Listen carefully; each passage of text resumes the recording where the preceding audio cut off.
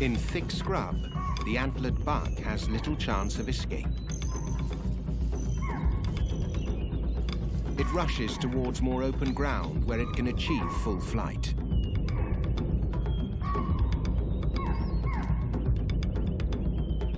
But the hungry does are faster.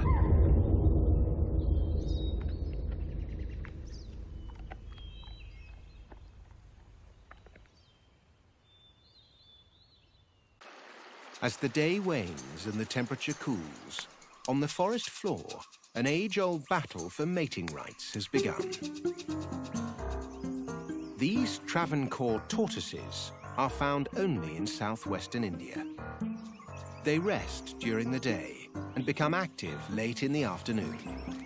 These two males have an issue to sort out. Who owns this patch of ground and has mating rights over a nearby female?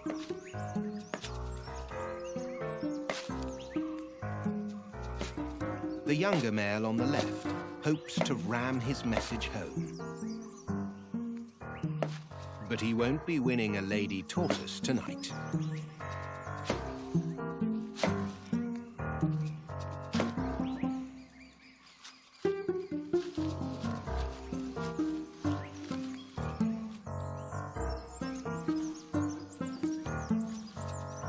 The spoils of war go to the victor. He can sense that she is ready to mate. But first, he must whisper sweet nothings, tortoise style. It seems that Travancore males have a limited repertoire.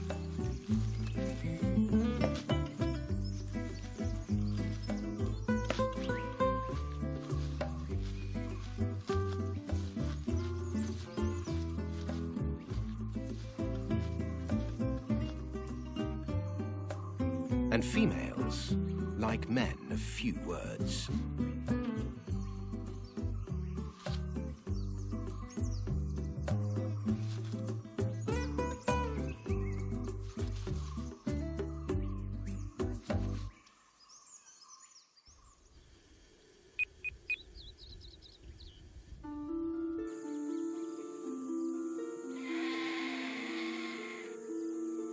Late in the day, Indian vultures are drawn to a carcass. A buffalo has died in the summer heat, and crowds of scavengers are gathering.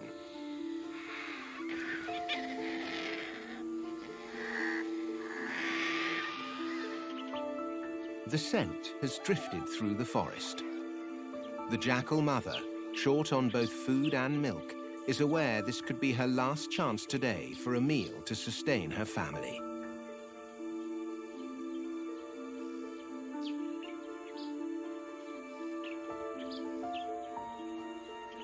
Jackal pups are rarely left alone, but hunger is pushing these dogs to extreme measures.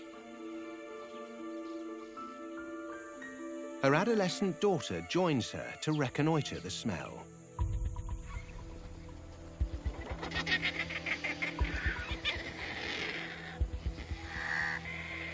There is competition among species when a body is being divided. The vultures must retreat when a wild boar arrives. While the female pigs travel in groups called sounders, the big male boars are often loners.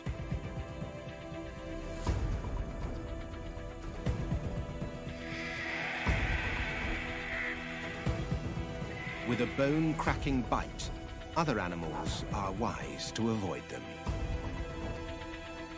But the jackal family are more hungry than wise right now.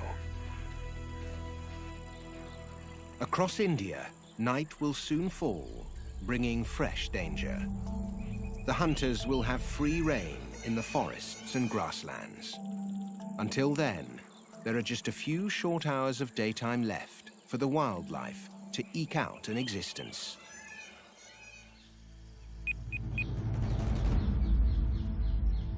The tigress is on the prowl.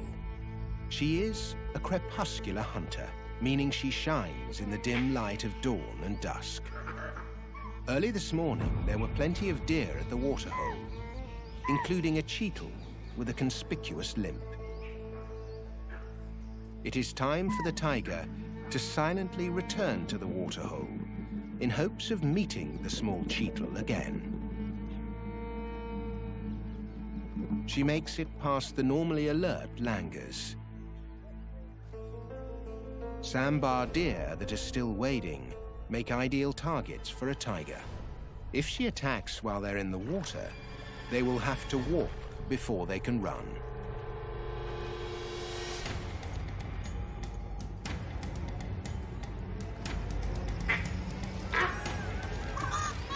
Exploding out of the blocks, her presence is broadcast for all to hear.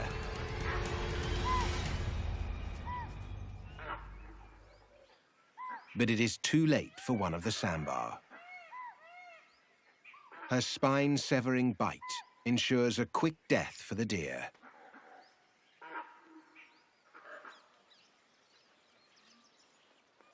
The night has yet to begin, and this tiger's work is already done. She has cubs hiding far over the hills, so getting her meal home will be a long journey for her. As the day comes to a close, there is a change among India's animals. The night hunters are rising and waiting for darkness to set in, while the daylight animals are retiring back to the refuges they use for safety.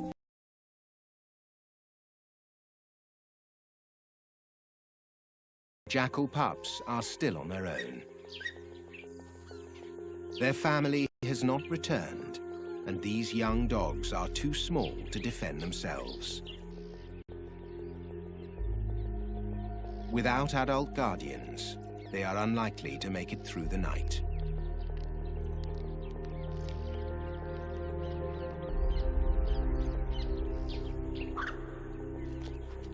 As if in warning of their danger, a troop of rhesus macaques approaches the den, sending the pups scurrying in fright.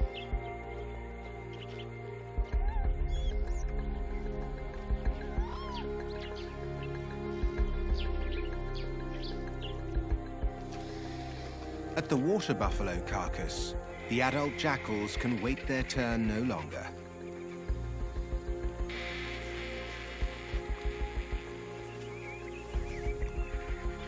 They must eat today if their pups are going to survive.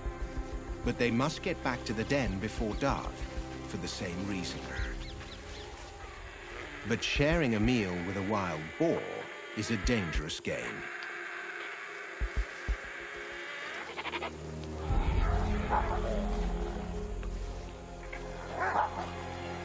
The jackals are hungry, even snapping at each other in the rush for food.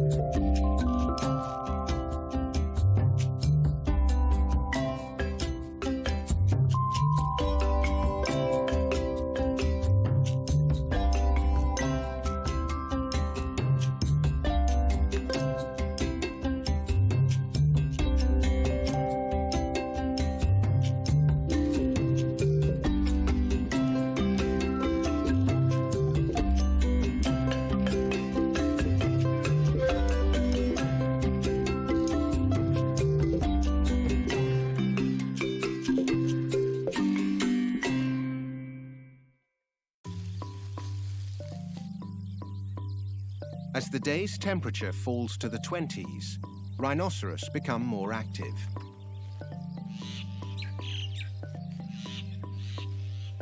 Early evening is a prime time for grazing. But these two rhinoceros have other things on their mind. A male has been drawn by the scent of the female. These animals rarely mingle with each other very well, and this evening is no exception. But in the rhinoceros world, a small fight is also part of foreplay, as is chasing.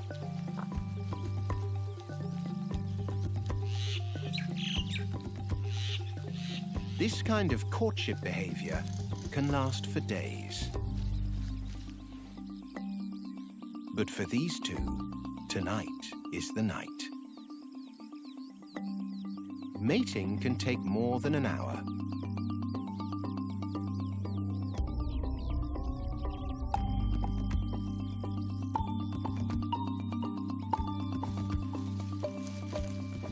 And when it is done, the female will wander away and expect to have no more to do with the male.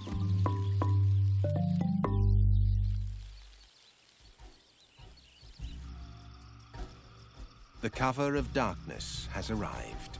It will hide many deadly deeds, but it is also a protective cloak for many animals, hiding them from the prying eyes of hunters.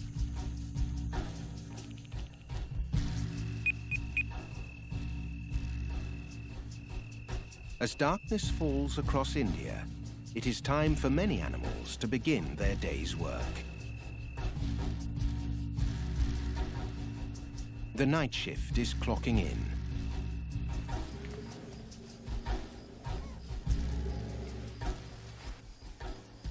The waterhole is active at night as well as day. Hundreds of eyes glow from the surface of the lake. Some of these eyes belong to young mugger crocodiles. Frogs leap to escape them as the crocs learn to hunt. The best way for them to catch frogs is to corral them against a bank. But these young muggers are not alone. Further out, the adults are using a similar technique on fish, working together to channel them into becoming a meal. Muggers are one of the few crocodiles in which both parents will care for the young for a few weeks after hatching. So this may be a family of crocodiles at hunt together.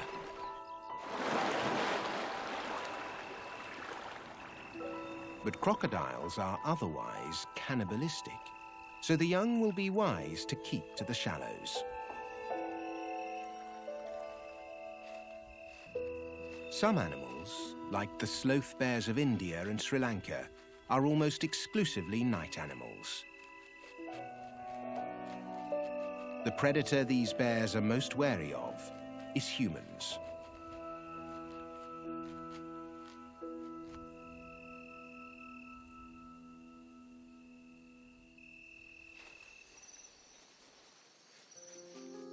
This possum-like common palm civet has much to worry about.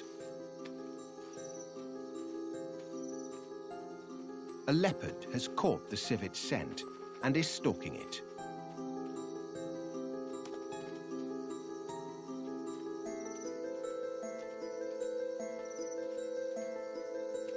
The civet's main defense is to release a nauseating smell from under its tail. But like most animals, their first defense is to run and hide. They are expert climbers. Leopards are the most arboreal of the big cats, but they are no match for a civet.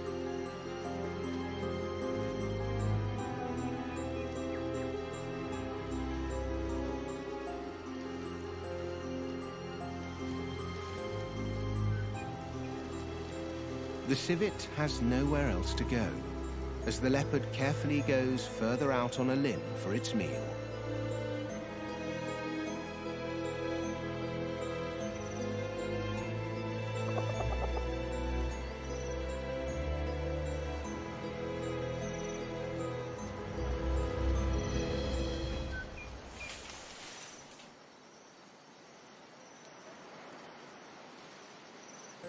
With a leap that is literally death-defying, the civet jumps to safety, leaving the leopard to become just a cat stuck in a tree.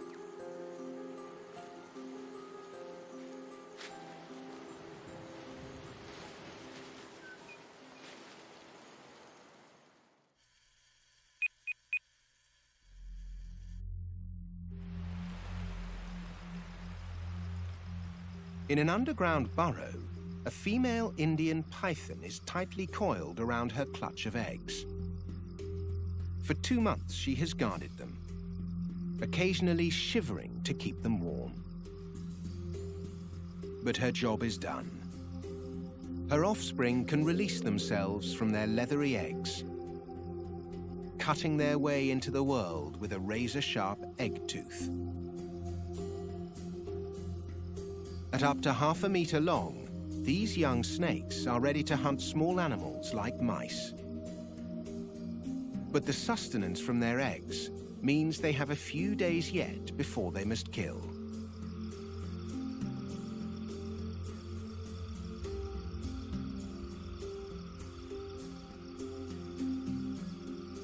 Under cover of dark, this newly hatched Indian python makes its way to a nearby stream for its first drink.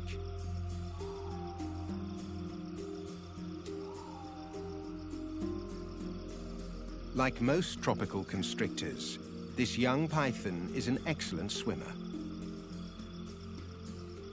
It will often hunt from the water.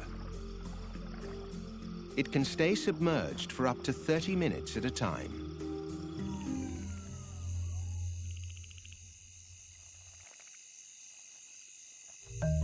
It's not the only predator making use of this stream. It looks like a house cat gone wild, but this is a rare fishing cat.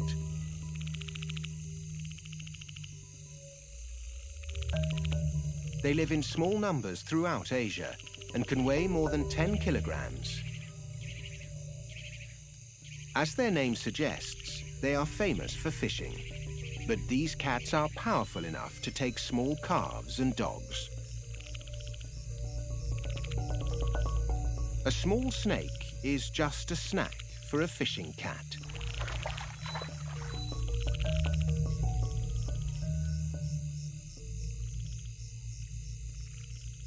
Ending the life of the young Indian python, just as it had begun.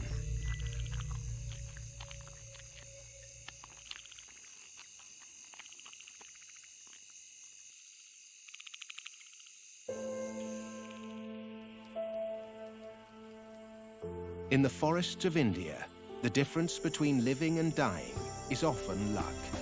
Mother Nature does not play favorites. And as this night comes to an end and a new day dawns, the game of survival is reset.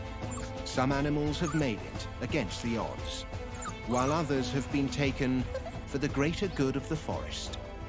What is important is that this wilderness persists, the creche for this unique group of animals. A place like no other, a wildlife Shangri-La hidden beyond the massive fortress walls of the Himalayas.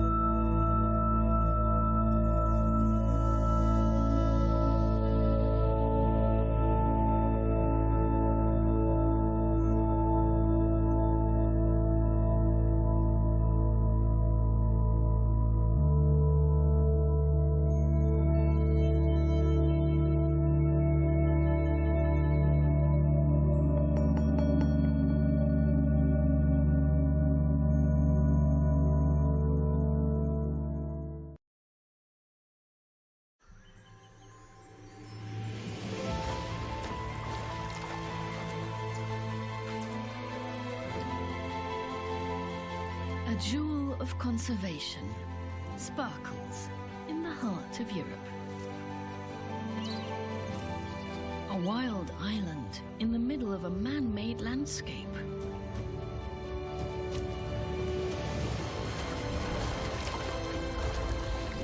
But this is no ordinary nature reserve. Born from a human wasteland, it has become an essential habitat for the migrating birds of Africa, Asia, and Europe.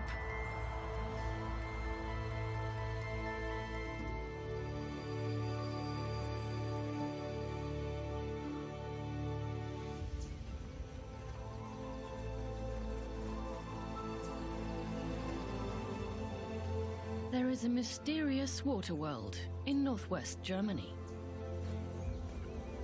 This is the European bird sanctuary Rieselfelder Münster.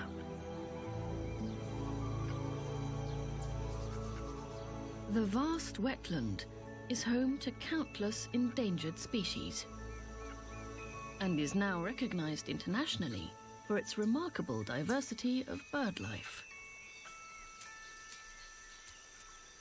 Well hidden in the thick reeds, 3 hungry Eurasian marsh harriers anxiously await their parents. Their nest, a fortress against predators. Eurasian marsh harriers rarely breed successfully in this region. But this pair has. The male's recent hunt has been successful as well. He expertly delivers his catch to his mate. They are an extraordinary team. At first, only the male hunts, while the female feeds the young. But soon, the 3 chicks will be so big and so hungry that both parents will need to go hunting. It's mild now, but when the air turns colder, the harriers will depart for southern Europe or Africa.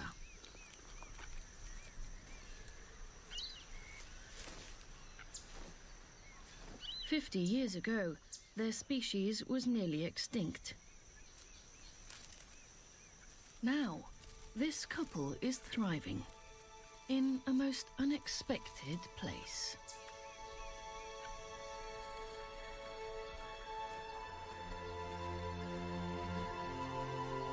From the air, this landscape looks like a chessboard, made from water and reeds.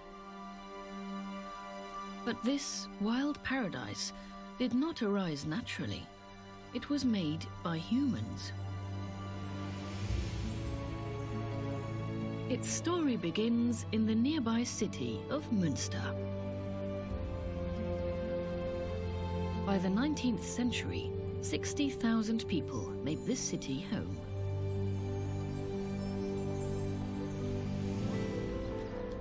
As in many cities at the time, its wastewater flowed directly into adjacent rivers, spreading a foul stench and disease. To relieve the rivers, just over a century ago, the city began rerouting its sewage through a series of pipelines.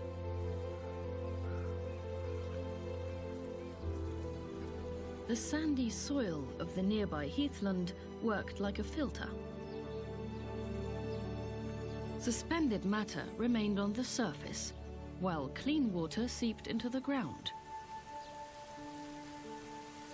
This natural wastewater treatment plant, larger than 1,000 football fields, purified the water of a whole city.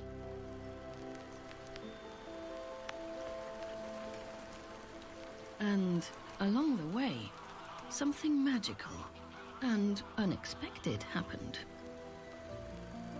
A new wetland grew out of the landscape, attracting waterfowl from all over the world. Rare waders found refuge here at a time when other wetlands across Europe were being lost to agriculture and urban development. biologists began to catalogue the reclaimed area's new bird life. At the time, the young scientists did not realize how important their efforts would become.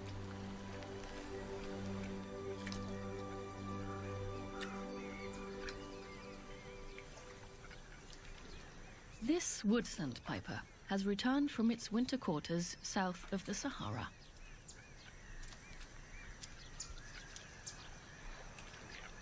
Like many other water birds, he comes to Münster's Rieselfelder to fortify himself before continuing on to the breeding areas in Scandinavia or Russia. Common snipes and rare curlew sandpipers also make stopovers along their exhausting journeys between Africa, southern Europe, and Siberia. But the feats of this handsome specimen go unsurpassed. Ruffs are the ultra-marathoners of the avian world. Ornithologists have even discovered an individual from these ponds in eastern Siberia, over 7,000 kilometers away. Without these inland wetlands, many migratory birds would struggle to complete their migrations. The fat reserves they build up here fuel their long flights.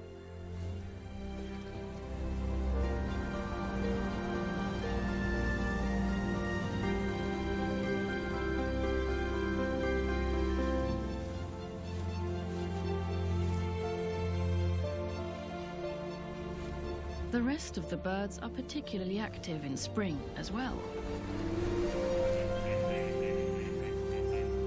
Many species are now returning to breed.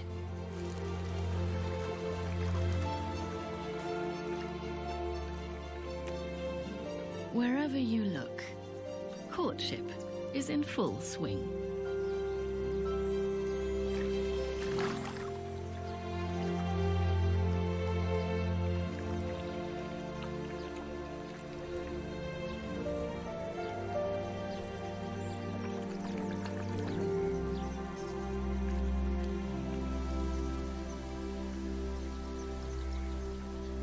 The extensive reed beds are now home to rare songbirds.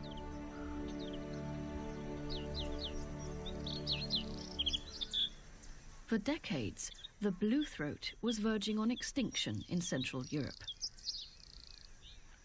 Now, it is making a comeback. A male's song marks the territory for him and his mate.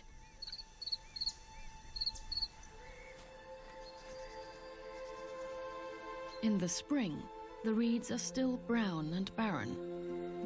The strengthening sun will soon change that.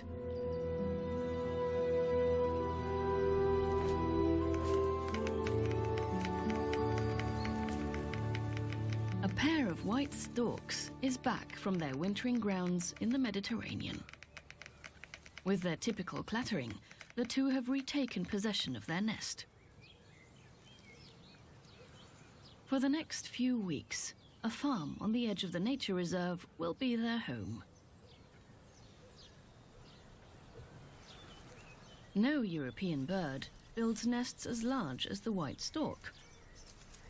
Some can weigh up to 2 tons.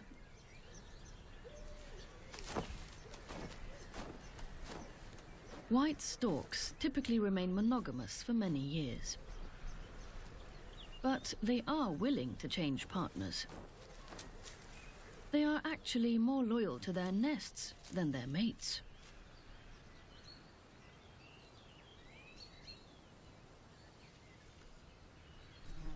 The female will soon lay her eggs, which both will care for together for a month.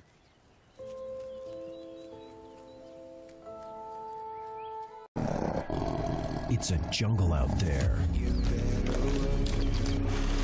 In the battle for survival, the clock never stops, not even for a second. Every corner of the world has its own stories. Every 24-hour cycle is bursting with drama. Watch it all unfold on Wild 24 on Love Nature.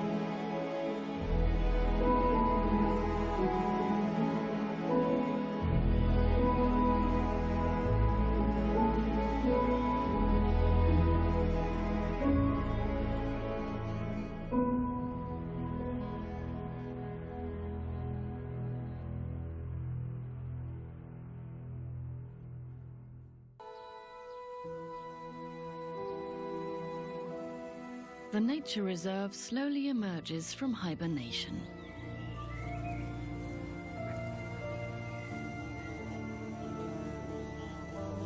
Everywhere the warm sun kisses, nature awakens.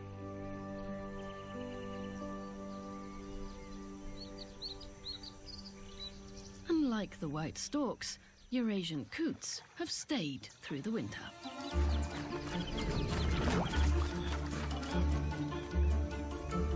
An exciting time is now beginning for them as well.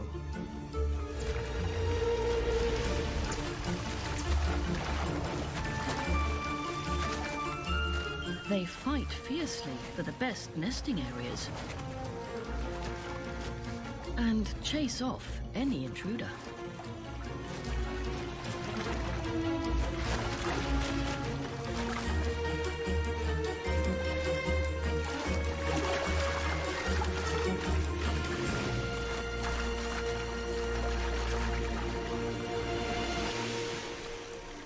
This grey-lagged goose is a few sizes too big.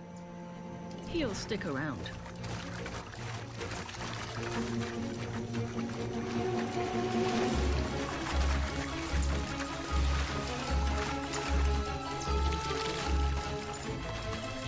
The brawlers will battle until exhaustion sets in.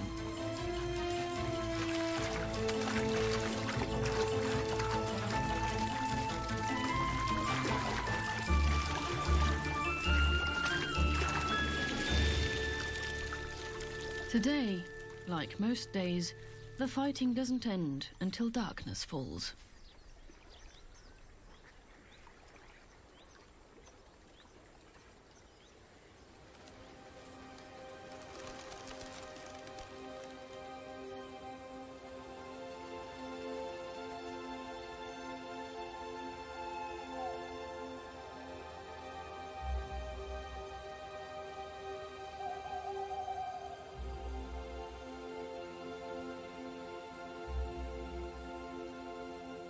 At night, the birds find shelter within these waters. Safety is paramount.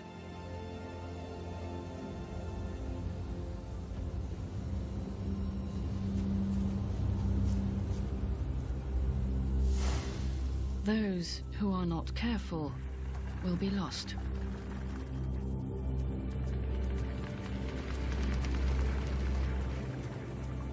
A vixen has nabbed a goose.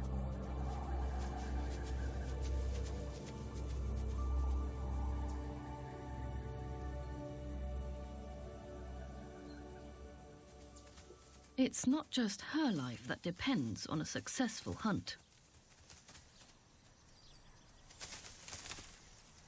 Two high-spirited youngsters await her return near their den. They are just a few weeks old, but more and more they're itching to go out.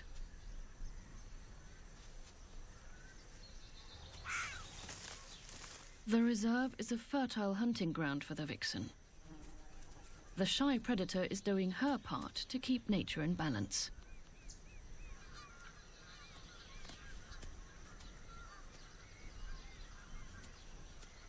The family of foxes might not be welcomed by all conservationists.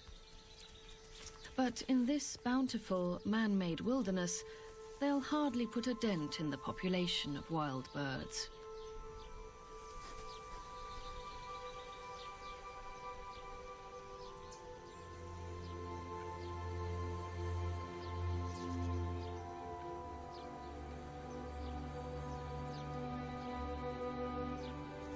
The wet meadows around the ponds are not just home to foxes.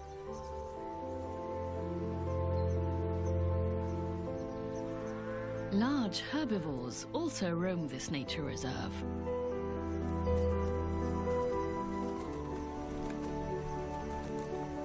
Heck cattle thrive here because they are particularly tough and can survive the cold. Their calves are born outside, and the herd remains independent, except when they are fed in the wintertime. These are the relatives of long-extinct primeval cattle, and their constant grazing prevents the wet meadows from overgrowth.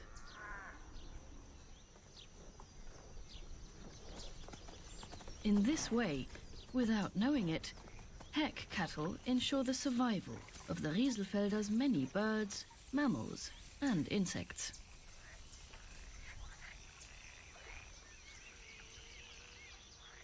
As the springtime sun warms the shallow waters, a curious spectacle gets underway.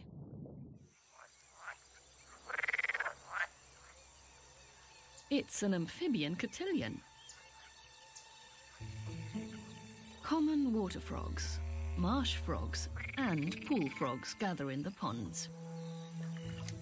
The males have just one thing in mind: finding the right partner.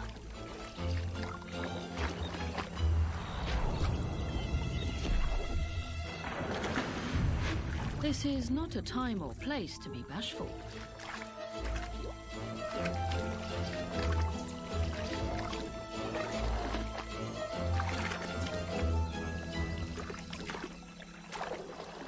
Nor is it a time to lose focus.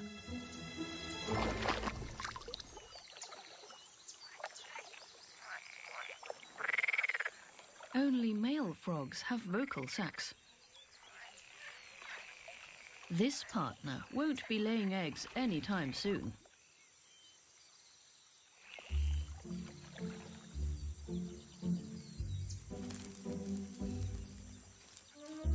The dragonflies are also in a mating mood.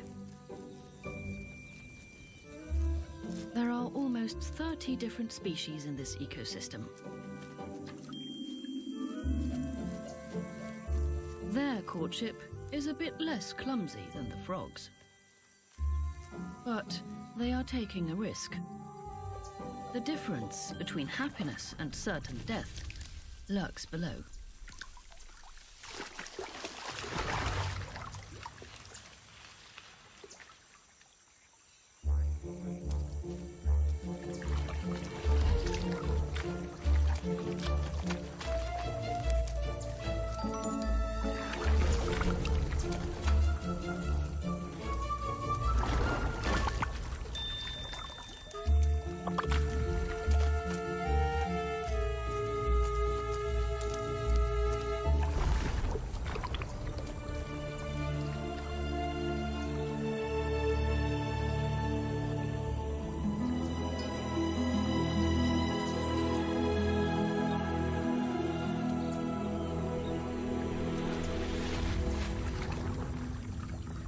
Once again, a hapless frog misses its mark.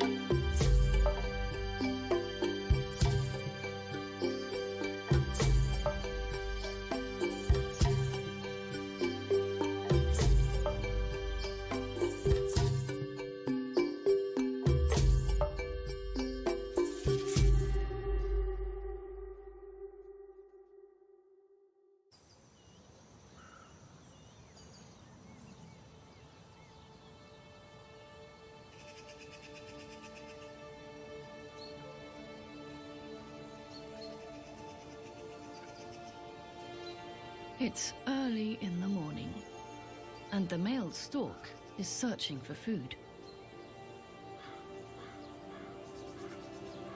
The female waits for his return.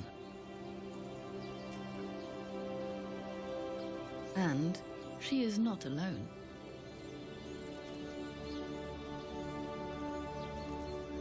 The couple now has 4 chicks crowding their nest. They're hungry. They're always hungry.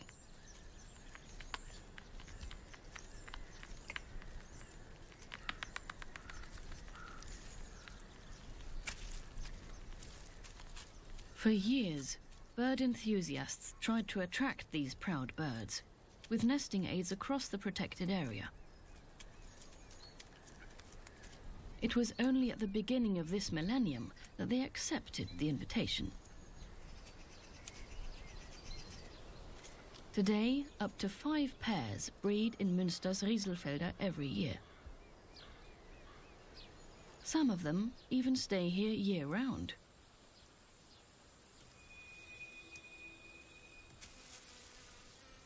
In these abundant, wet meadows, they find the insects, amphibians, and rodents they need to raise their young.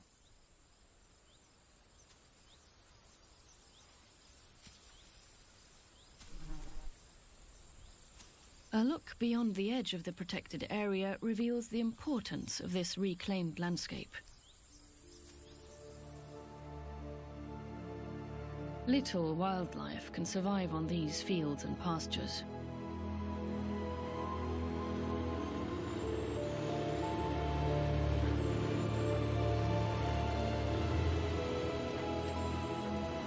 Intensive monoculture farming throughout Germany is causing the soils to atrophy.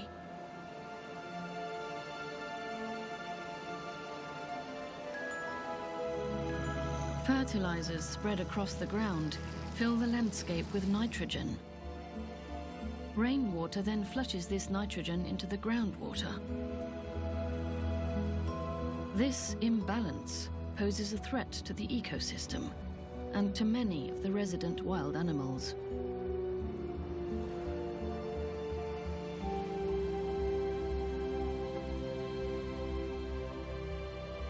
And it makes the watery wilderness of Münster's Rieselfelder all the more important as a protected island for countless species.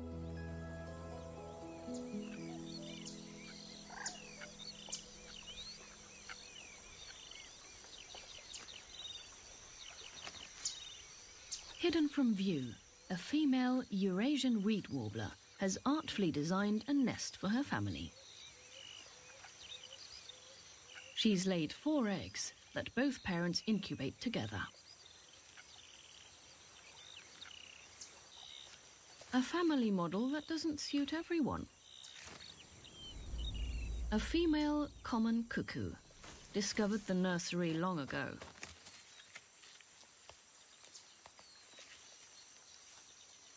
Timing is everything. Her egg has to be in the nest early enough for the cuckoo to hatch ahead of the reed warblers.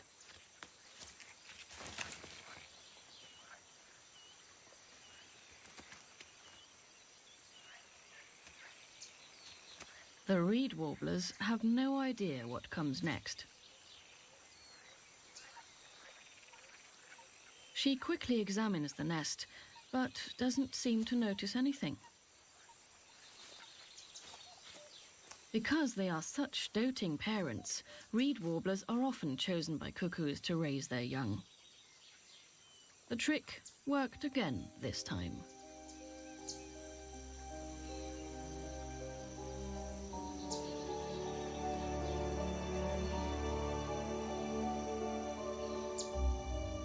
The dense reed jungle holds many secrets.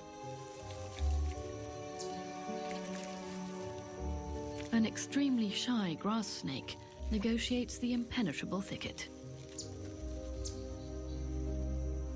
Here she hunts amphibians, small mammals, and birds.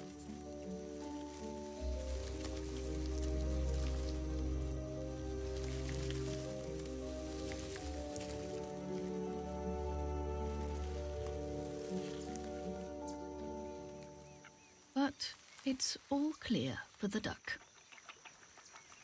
The grass snake does not yet pose any danger. She has just hatched and is only as long as a pencil.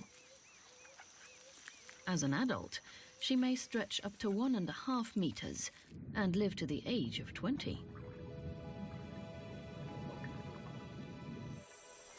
She was the first to make it out of the egg.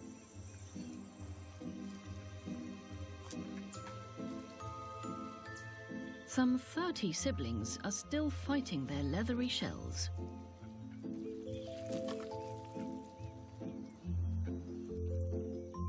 They cut open the shell with their egg tooth.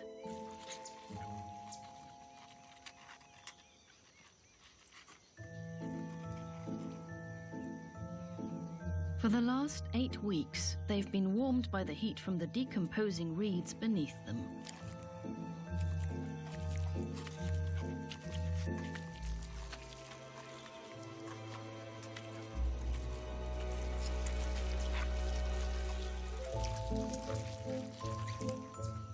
From the moment they hatch, the little ones are fully developed and on their own.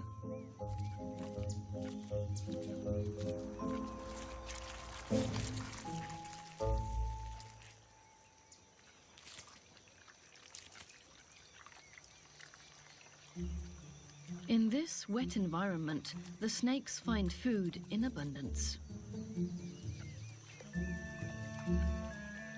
When they grow bigger, frogs will be their favorite delicacy.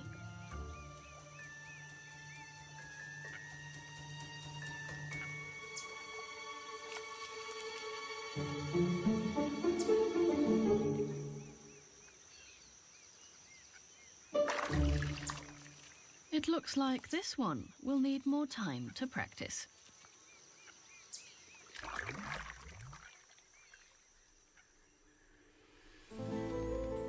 Frogs and grass snakes can survive here because untreated sewage no longer flows through these ponds.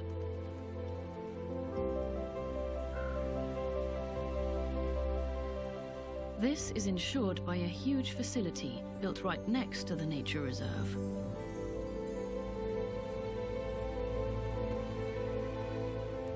Münster's modern wastewater treatment plant went into operation in 1975. And when it did, the old wastewater system was retired.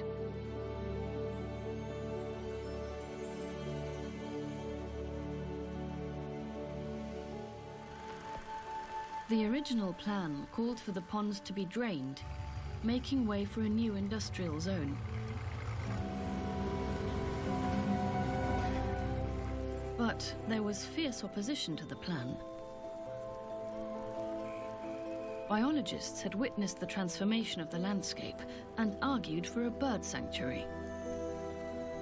And with high-level support, the environmentalists were able to save this pocket of reed wilderness. Instead of disappearing under concrete, Münster's Rieselfelder became an internationally recognized reserve for wading birds and waterfowl.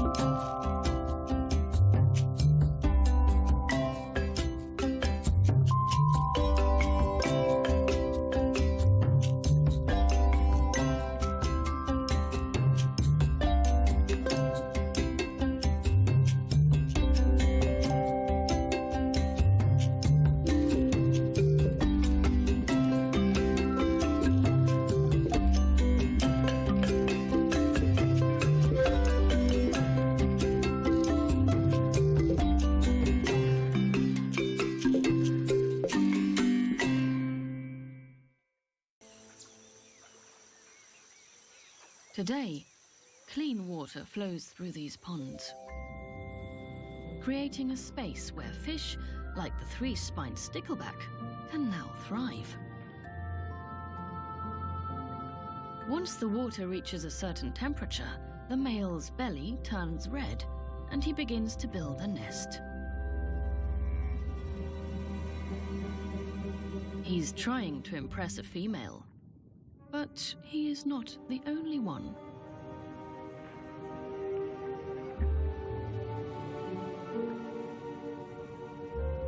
A rival is targeting the nesting material.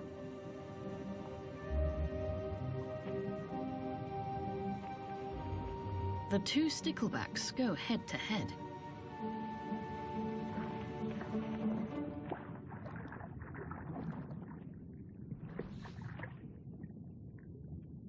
Their competition will come down to who builds the better nest.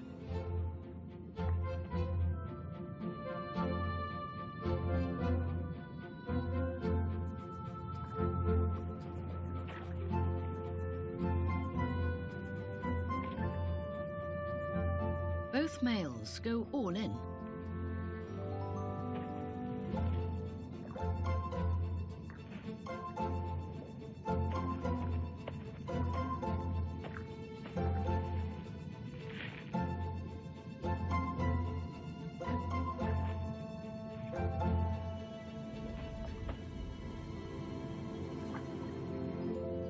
Now, the female will decide who the winner is.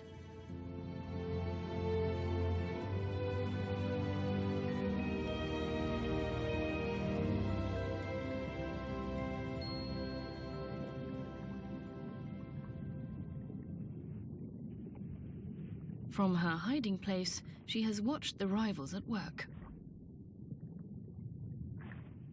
A few final repairs.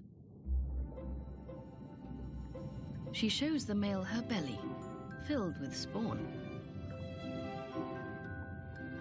She's closing in on a decision, but whom should she choose?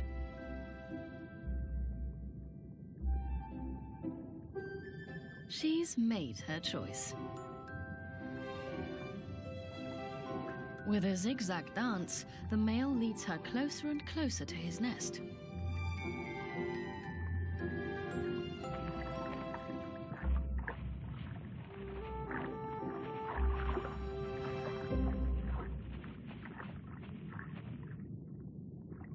The male stimulates her to spawn, so he can fertilize her eggs.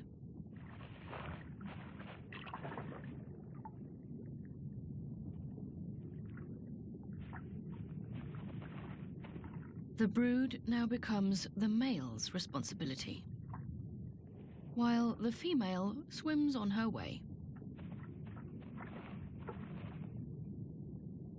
It will take 7 to 12 days for the offspring to hatch.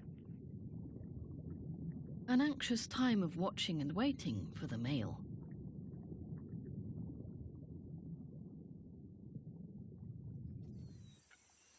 Above the surface as well, the younger generation has taken the center stage. The Eurasian coots, who had fought bitterly for their territory in the spring, are now raising 2 chicks.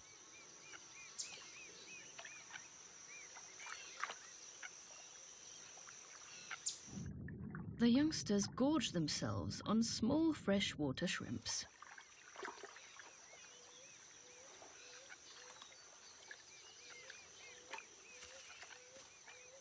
The little pond is their nursery, their kingdom, and their larder.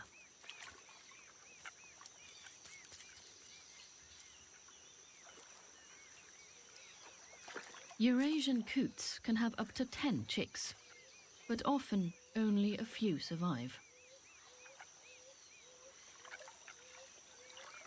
These curious little ones are easy prey for rats, birds, and predatory fish.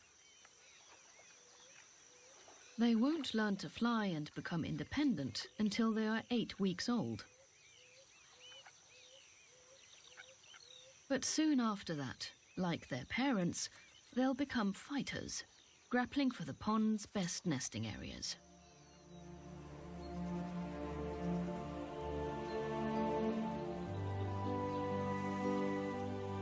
In the summer months, danger lurks in the trees. These are the caterpillars of the oak processionary moth. Their long hairs are barbed at their ends, delivering a sting that can cause allergic reactions in humans.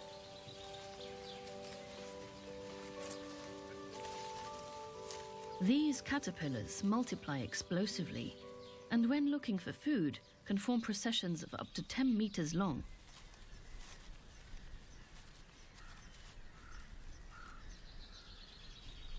Before they pupate, the caterpillars gather in a large nest.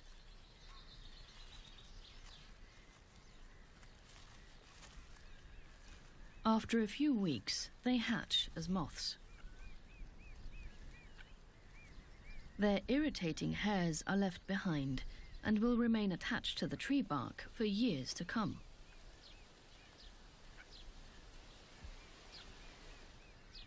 The oak processionary moth caterpillars are harmless to the white storks in the neighborhood.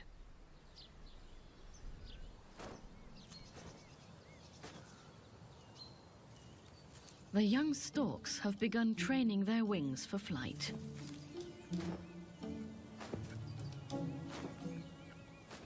All 4 have made it through the summer, but they will soon be too big for the nest.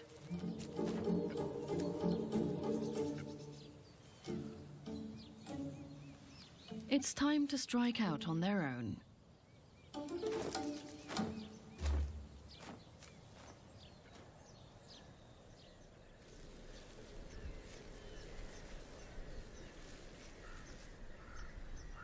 The siblings are impressed, even though he only makes it to the next meadow. Before the air turns cold, the young storks will fly to southern Spain and northern Africa. They'll stay there until they reach sexual maturity at around 4 years of age. Maybe one day he will also breed among these fields. Or maybe he will choose another place.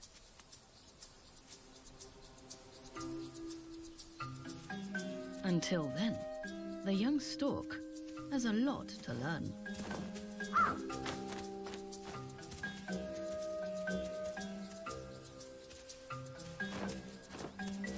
For example, knowing who are your friends and who are your enemies.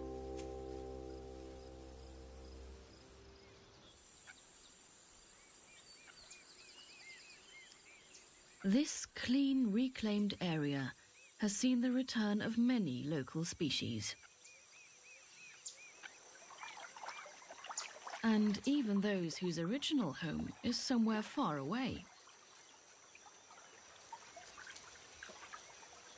Coypus, or nutrias, are natives of South America.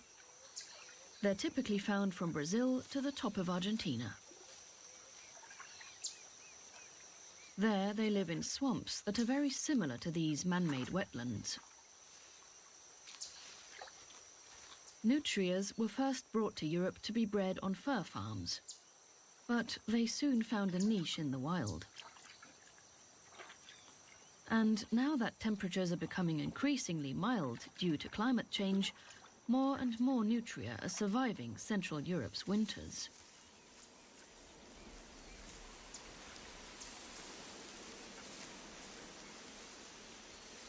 It's an exciting time for the reed warbler. Just 12 days after the eggs were laid, there is movement in the nest.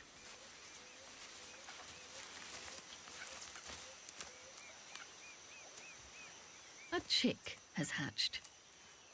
But what is it doing?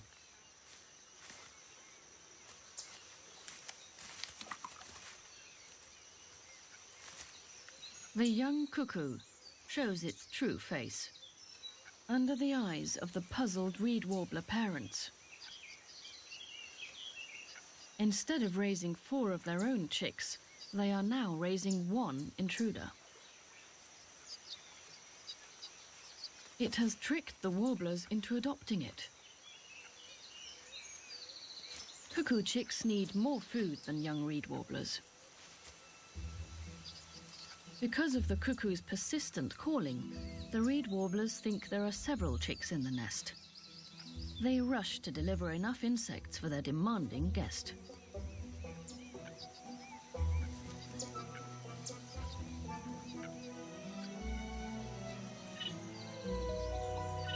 It's taxing work for the reed warblers, but they devotedly raise the chick as if it were their own.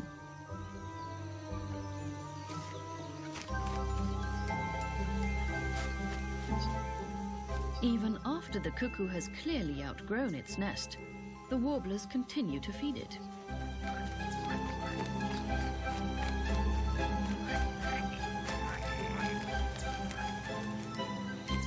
Once again, the cuckoo mother has been spared the heavy lifting of raising her young.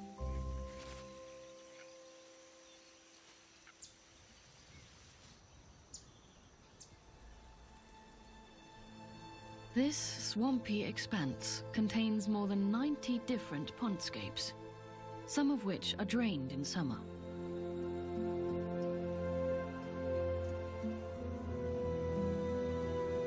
Spread between them, extensive wet meadows shelter countless insects.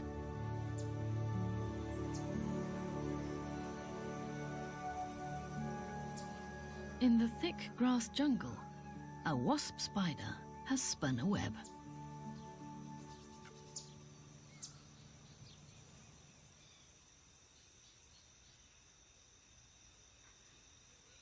She hopes to catch a grasshopper, but she has caught the attention of a male wasp spider instead.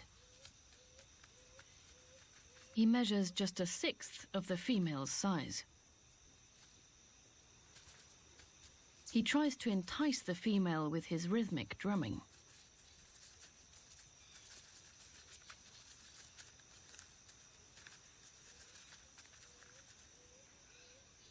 Fortunately for him, she shows no interest.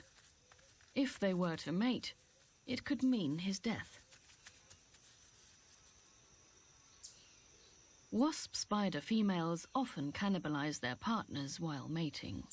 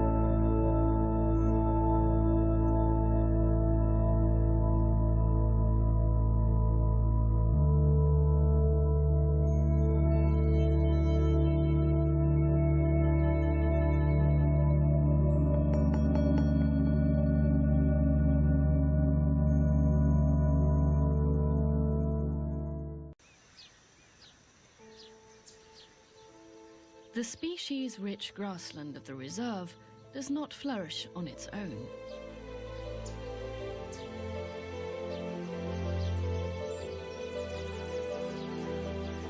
This paradise, built from human hands, is still a paradise in human hands.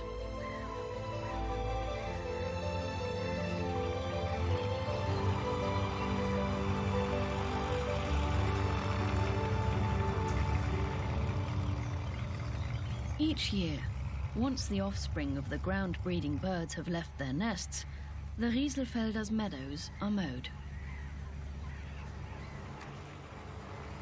Strips of grass are left uncut, allowing insects and small animals to escape the mower. The sounds of the tractors signal to the black-headed gulls and others that it's feeding time.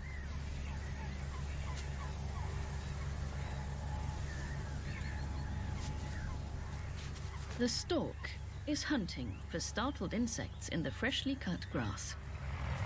The ground teems with grasshoppers and butterflies.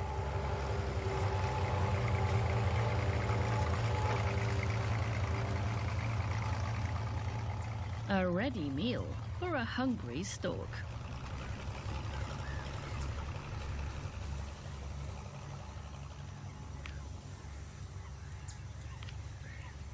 With his long beak, he searches the mown stalks. But he doesn't remain alone for long.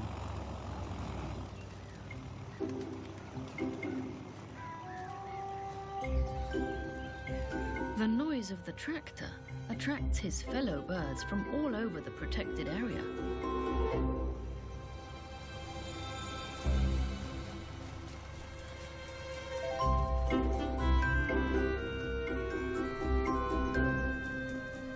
Conflict is inevitable.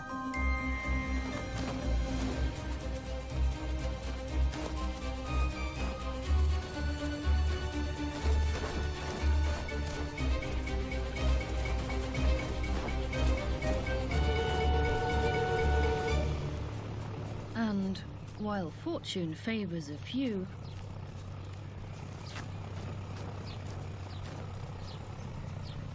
that good luck is bound to draw some attention.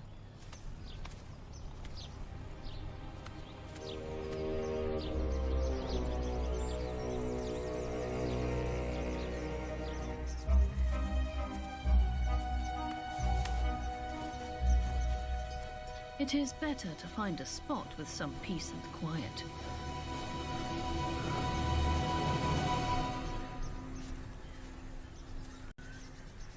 The annual mowing cultivates the nutrient-poor meadows. Without it, the diversity of the habitats in this protected area could be lost.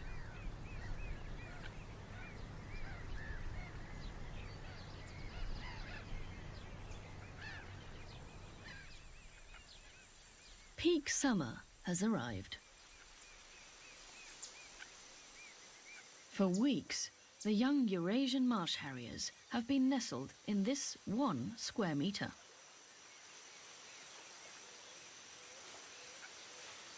And they are finally ready to leave the nest. But what do they do with these big wings?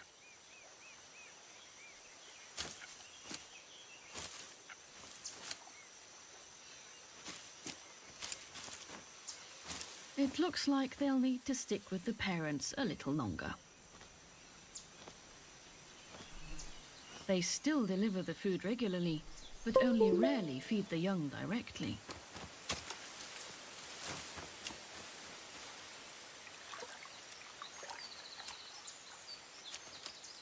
With such quick drop-offs, sometimes the delivery misses its mark.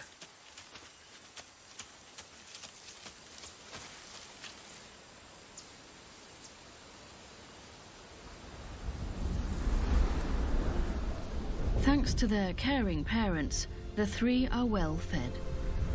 They are resilient, and their tight plumage protects them from the elements.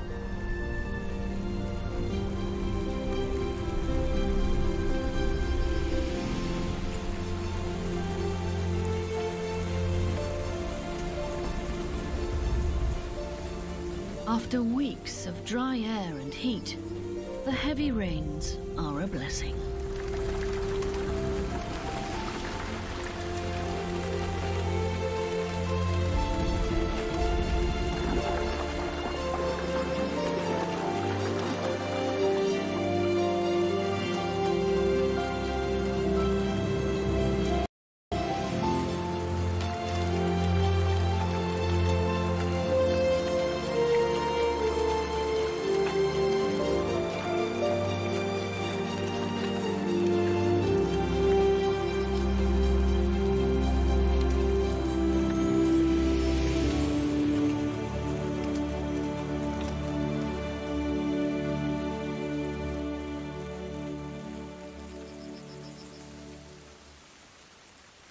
The cool shower has awakened the marsh harrier chick's thirst for adventure.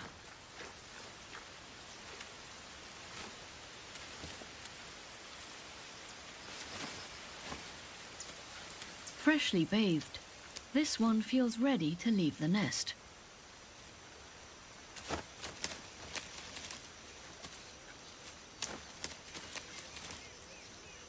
This one dares to as well.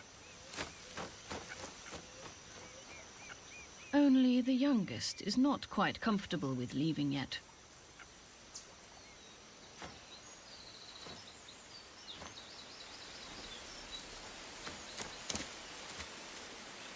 The mother wants to know where her missing chicks have gone.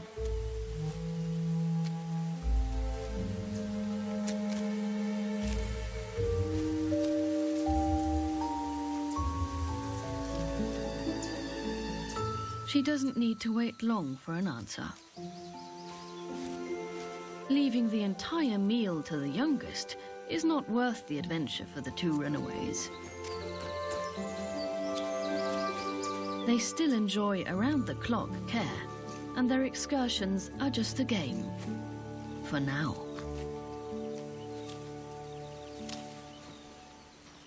Before the cold snap begins, they'll need to be able to fly and search for food like their parents. Their first big trip to the south is imminent.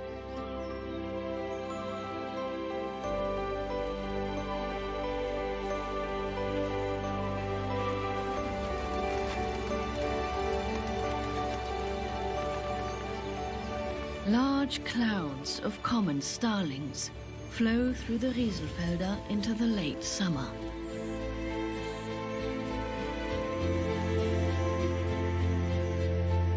They gather to find a place to sleep together for the night. The swarm offers them protection.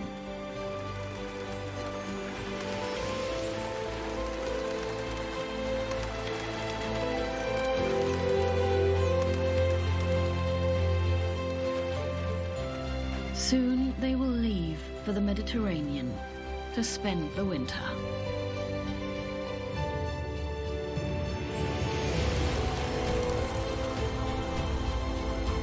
With autumn arriving in the reserve, change fills the air.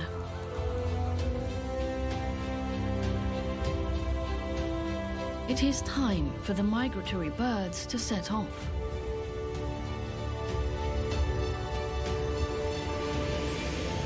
The hustle and bustle can be felt across the Rieselfelder.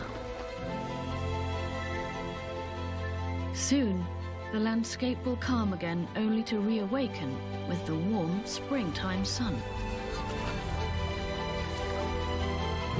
Then the birds will return, guided by their inner compasses, to this young water wilderness just outside the city. The history of the Rieselfelder Münster shows us how nature can adapt. If we leave it alone, it can reconquer the landscape, creating an accidental natural paradise treasured by the migrating birds of Europe.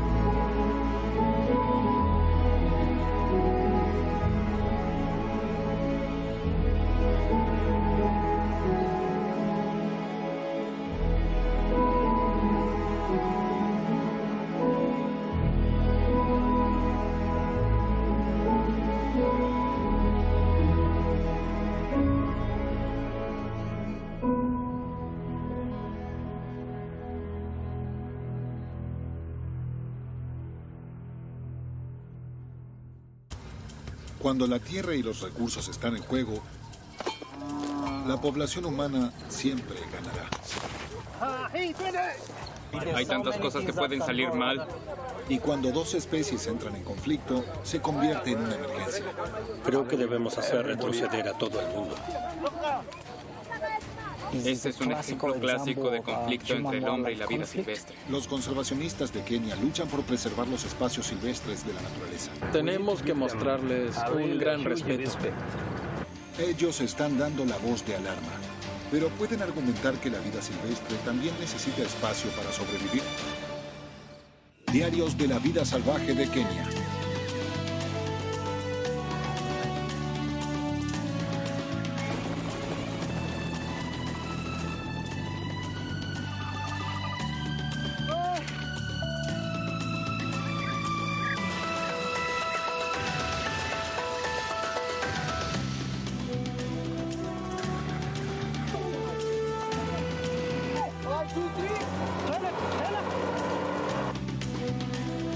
Diarios de la vida salvaje de Kenia.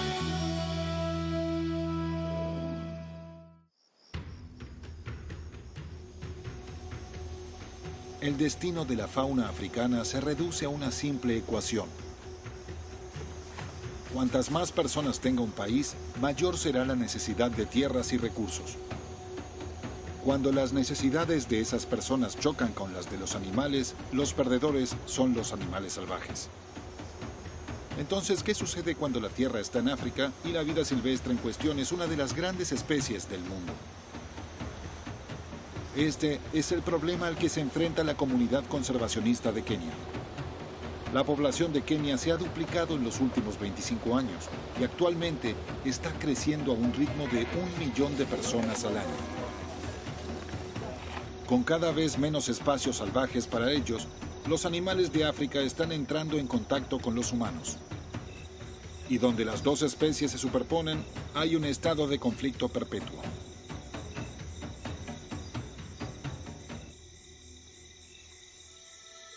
En Kenia, cuando los seres humanos y la vida silvestre entran en conflicto, los conservacionistas intervienen. Su objetivo es proteger la vida silvestre y asegurar a los aldeanos que están a salvo. Hoy, el personal de Lewa Wildlife Conservancy ha recibido una llamada de un pueblo cercano. Un leopardo que ha estado merodeando por el pueblo atacó a 3 personas esta mañana. El ataque fue lo suficientemente grave como para enviarlos al hospital.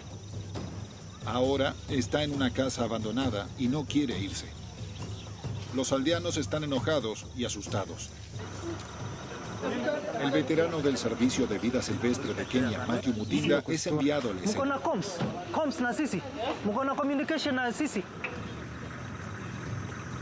Así que llamaron a la sala de radio de Lewa y vinimos a ofrecerles la solución. Es un trabajo duro. Matthew necesita llegar allí antes de que el leopardo o uno de los aldeanos acabe muerto. Una vez que recibes una llamada así, siempre es una emergencia. Es una emergencia para la seguridad de la comunidad y del animal. La historia es que algunas cabras se han perdido en los alrededores y es una casa abandonada, así que es un joven que no tiene mucho conocimiento del mundo. Los aldeanos tienen ganado, así que no es una sorpresa que un leopardo vaya tras una comida fácil. Lo que es inusual es que el leopardo se haya quedado en el pueblo. Para Matthew, esto es una indicación de que el felino puede estar herido o enfermo. Los años de experiencia de Matthew son importantes aquí. Se encuentra en una situación tensa y peligrosa que se hace más impredecible por el hecho de que el leopardo probablemente se encuentra en estado de agitación. Es muy difícil, es un animal en un lugar muy reducido. Lo prudente es permanecer lejos, observar e idear un plan. Como siempre, Lewa quiere resolver esto sin matar al leopardo. El plan será tranquilizar y reubicar al animal. Ese trabajo será manejado por el especialista en vida silvestre, Batian Craig. ¿Es la casa de allí? Una multitud se ha estado reuniendo desde la mañana. Pero para el equipo de Lewa, todas estas personas son un riesgo importante para la seguridad de la operación. Tenemos tantas cosas que equilibrar, tenemos que tener cuidado. Hay tantas cosas que pueden salir mal. El animal puede salir corriendo de donde se esconde, atacar a la gente. La gente puede impacientarse con el animal e intentar atacarlo. Estas son dos de mis mayores preocupaciones. Tenemos que movernos muy, muy rápido.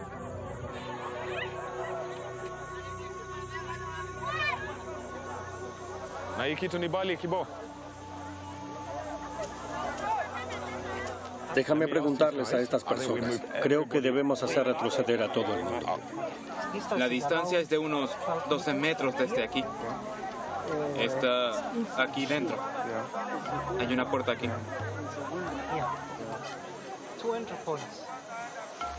Matthew ha explorado la zona y ha ideado su estrategia para disparar al leopardo.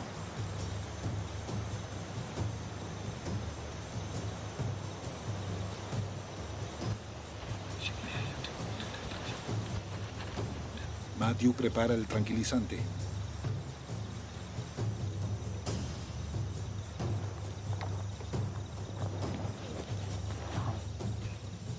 Se coloca en una posición esperando que los arbustos provean suficiente cobertura y espera a que el leopardo haga un movimiento.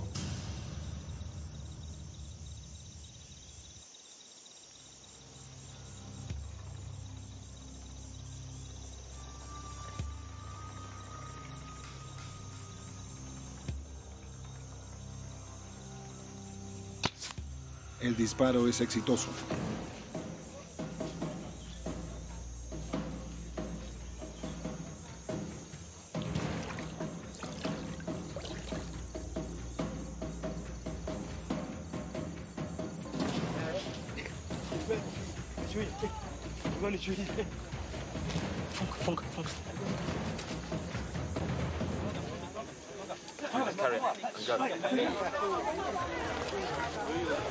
Descubre la cabeza.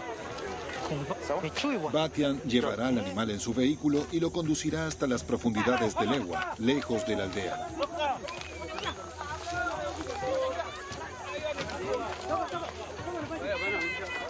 Sawa, mtaenda na gari yangu mlete vitu. Sawa.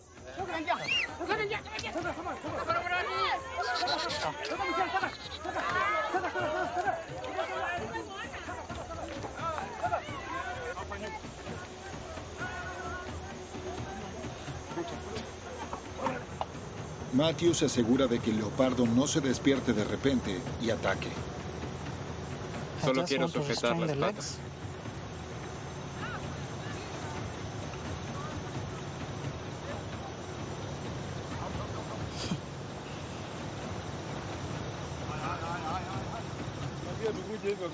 El éxito en la captura del leopardo envía un poderoso mensaje. No solo se puede contar con Lewa para proteger la vida silvestre, sino que también actuará en beneficio de la comunidad. El plan es mantenerlo lo más centralizado posible en Lewa para que no encuentre la salida a la aldea y no cause ningún otro problema. Okay. Martin.